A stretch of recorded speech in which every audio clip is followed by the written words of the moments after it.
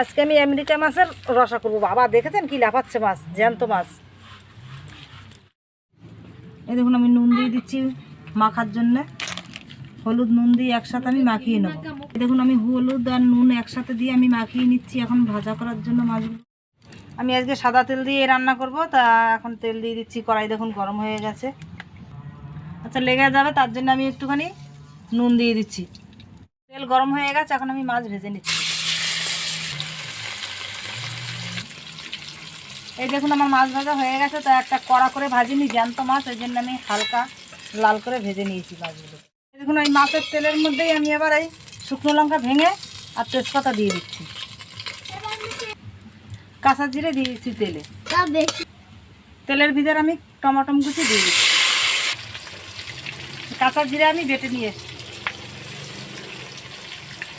আদা বাটা এখন একটু কষিয়ে নেবো আমি এইভাবে।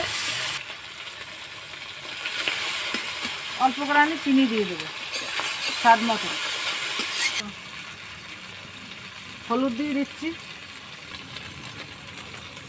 লঙ্কা দিয়ে দিচ্ছি স্বাদ মতন, লঙ্কার গুঁড়ো দিয়েছি আমি আজকে।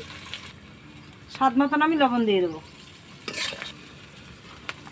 পোস্ত বাটা দিয়ে দেবো।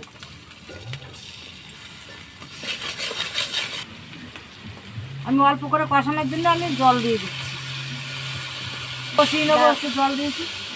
জল দিয়েছি আমি একটু, এবার ছেড়ে দিয়েছি এই যে মশলা দিয়ে। এখন আমি মাছগুলোকে একটা একটা করে দিয়ে দেবো।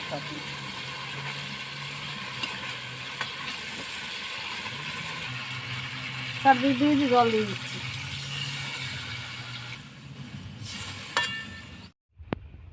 ধনে জিরে একসাথে ভেজে গুঁড়ো করে নিয়েছি।